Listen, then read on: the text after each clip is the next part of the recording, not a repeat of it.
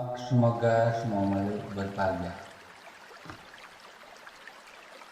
Alangkah hebatnya sebuah doa tersebut sebenarnya. Karena itu adalah doa untuk kita kasih yang universal.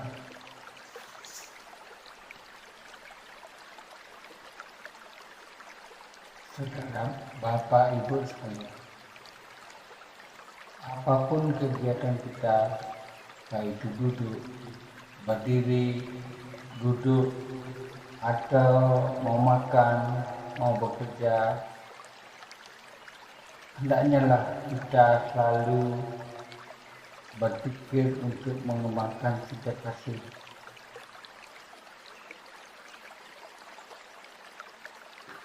Hal yang sederhana yang pertama kali bisa lakukan untuk pengembangan cita kasih kita adalah yaitu dengan mengucapkan semoga semua makhluk berbahagia, tentunya dengan sungguh-sungguh dan sangat menjiwai semeton. Hal itu merupakan ungkapan yang sangatlah sederhana, tetapi mempunyai makna yang sangat dalam, sangat besar, karena hal itu adalah sesuatu yang universal, sesuatu yang alami, yang sudah ada di aturan alam semesta ini. Semoga semua makhluk berbahagia. Itulah sebenarnya cinta kasih yang sangat sederhana bisa kita lakukan semeton. Saat saudara mulai bangun di pagi hari, ucapkanlah semoga semua makhluk berbahagia. Saat Anda menjelang mau sarapan, ucapkanlah semoga semua makhluk berbahagia. Begitupun saat kita mulai mau bekerja, ucapkanlah semoga semua makhluk berbahagia. Doa ini sangat universal sebenarnya. Tidak menyebut-nyebut keyakinan, tidak menyebut-nyebut dewa, atau tidak menyebut-menyebut pujian kita. Doa ini sungguh universal, sungguh umum, dan mempunyai arti yang sangatlah mendalam semeton. Di sini tidak ada permintaan yang diajukan, tetapi harapan yang sepenuh hati. Semoga semua makhluk berbahagia. Alangkah hebatnya doa ini semeton. Seseorang yang mengembangkan cita kasih adalah saudara kami.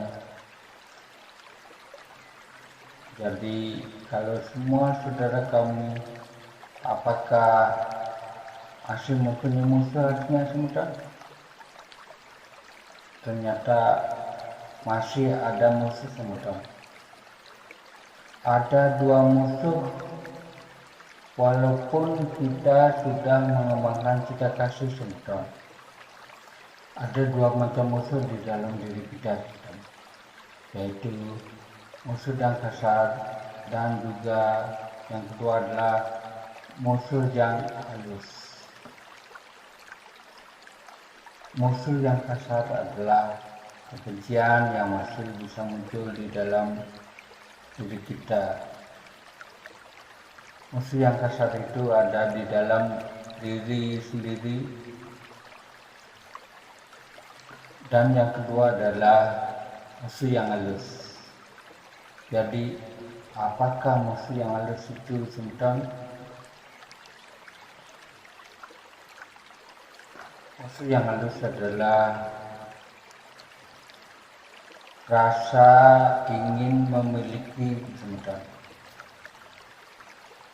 Dalam hal ini bisa kita contohkan, misalnya pada saat kita menjadi seorang panitia sebuah acara, Tetapi pada saat itu dia merasa tidak ada yang memperdulikan dia, tidak ada yang memperhatikan dia, atau tidak ada yang berterima kasih terhadap dia, terhadap acara yang sudah berjalan dengan lancar.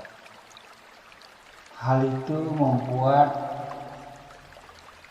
dia kecewa karena dia tidak bisa memiliki sebuah pengakuan kayak gitu. Dan begitu juga contoh yang kedua, ketika kita misalnya menjadi seorang panitia sebuah proyek,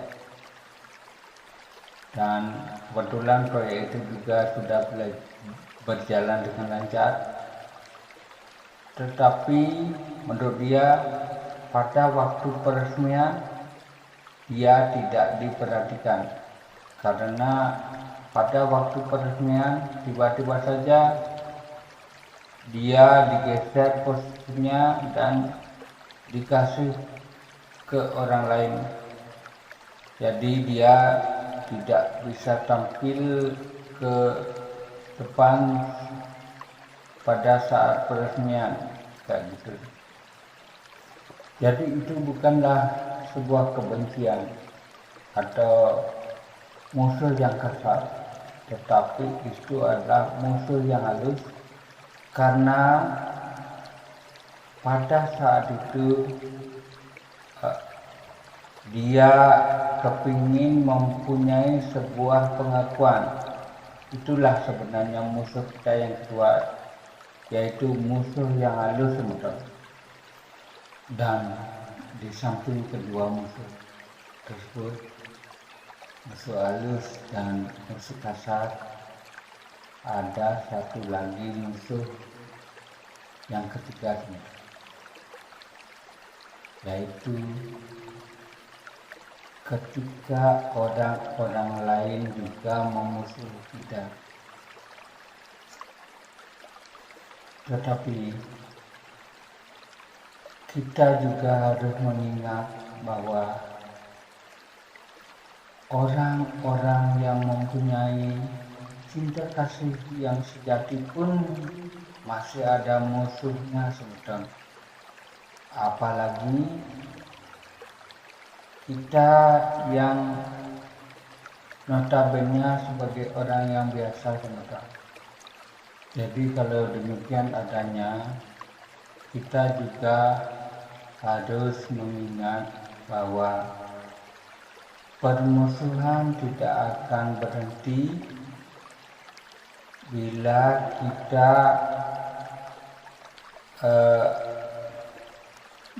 kita memusuhi kembali, teman-teman. Misalnya, aku akan mencari jurus yang membuat dia kelopak. Kapan lagi kalau kita tidak mencarinya sekarang? Apakah permusuhan itu berakhir, teman-teman? Tidak, teman-teman. Mungkin dia akan kalah, tetapi dia akan dendam. Mungkin dia tidak akan membalas, tapi keluarganya akan mempunyai sakit hati kepada kita, mempunyai dendam terhadap kita. Tapi kalau seandainya Anda tidak memusuhi, permusuhan itu akan berhenti. Kalau Anda tidak memberikan permusuhan itu, tidak ingin membalas, tidak ingin menanggapi, permusuhan akan berhenti secara otomatis, teman-teman. Ingatlah, ibu, bapak, dan teman-teman, ada cerita. Ada suatu orang yang sangat berbakti. Dia sangat baik. Suatu ketika dia mengeluh. Di antara percakapan itu dia mengatakan bahwa banyak orang memusuhi dia, banyak orang benci kepada dia, memfitnah dia, dan memperlakukan dia dengan tidak baik, dengan tidak habis-habisnya. Begitu katanya sudah. Dan suatu hari dia juga datang lagi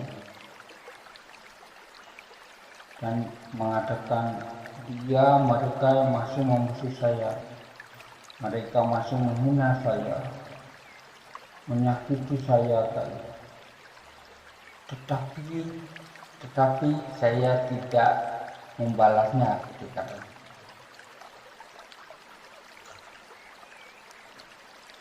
kalau seperti itu kasusnya, kita akan berpikir bahwa alangkah mulianya orang ini, padahal tidak sebentar.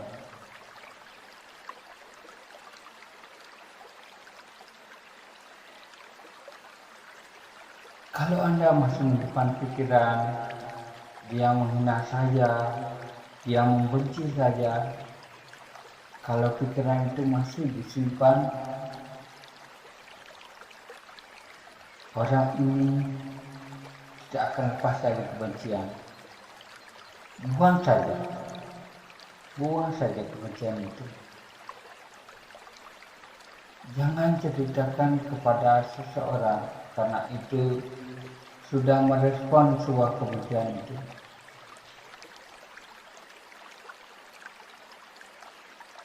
Jangan ditanggapi.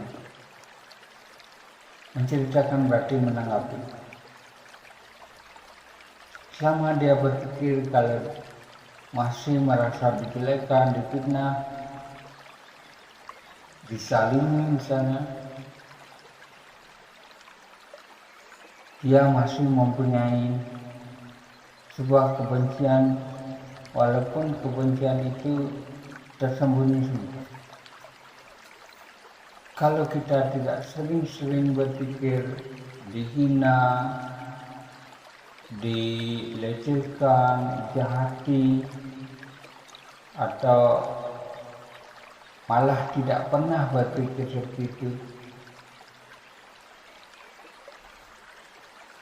dan tidak pernah terseret dengan pikiran itu, maka kebencian tidak akan menyerang. Alangkah indahnya kalau pikiran kita tidak dikotori dengan kebencian. Semoga semua makhluk berbahagia.